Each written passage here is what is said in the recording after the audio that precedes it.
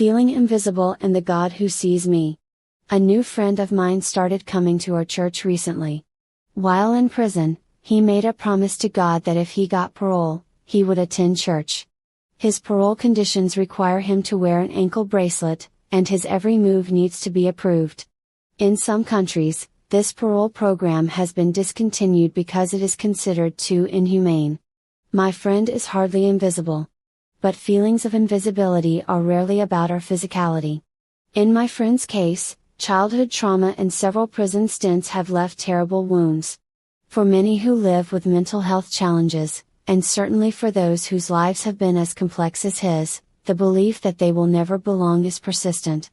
Ultimately, feeling invisible is a state of the heart, occurring when shame impacts the core of one's self-worth and identity. He could barely sit through church the first week. Shame is toxic, and all he wanted to do was run out and get drunk again. But he managed to stay and made time to meet with our pastor. He brought his parole files and criminal record, expecting to be asked never to return.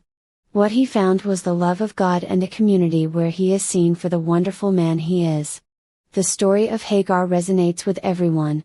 For those of us who struggle with mental health challenges, exclusion can be more harmful than the symptoms of our illnesses. Being seen and belonging to a community where we are loved and accepted is such a gift. Unnamed in my own household, servant, foreigner, second class, second rate.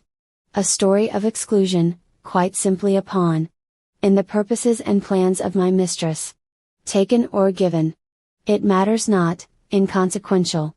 Mistreated, discarded, not entirely innocent, mind you, and finally forced to flee. Mine is a story without a future. Or so it would seem. My story is also one of encounter.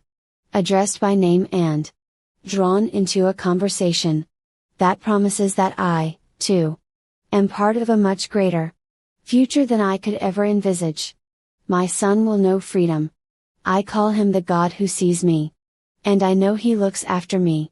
Reflection question: what can you do to help people in your community feel seen?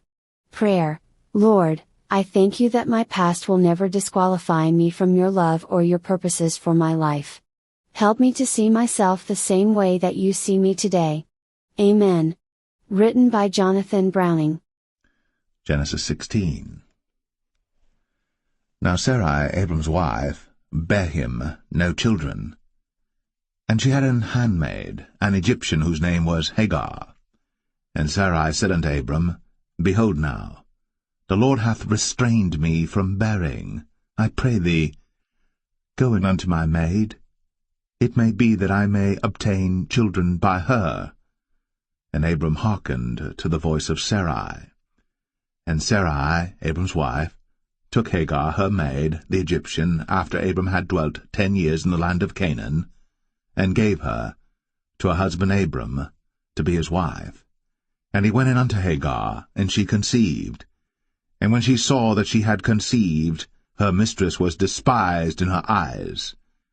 And Sarai said unto Abram, My wrong be upon thee. I have given my maid into thy bosom, and when she saw that she had conceived, I was despised in her eyes. The Lord judge between me and thee.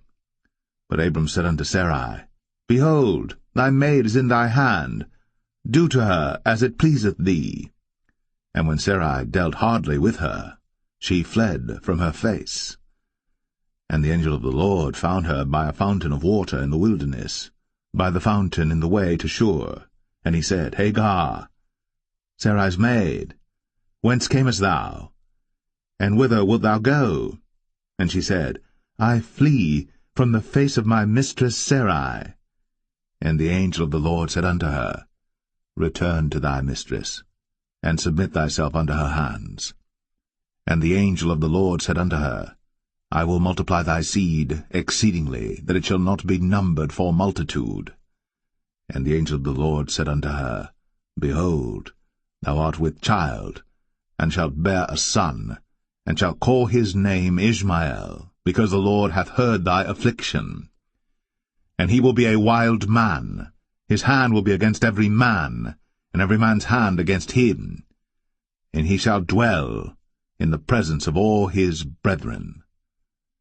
And she called the name of the Lord that spake unto her, Thou God seest me. For she said, Have I also here looked after him that seeth me? Wherefore the well was called Beer Lahai Roi. Behold, it is between Kadesh and Bered.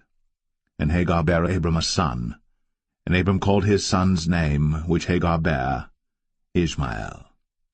And Abram was 86 years old, when Hagar bare Ishmael to Abram.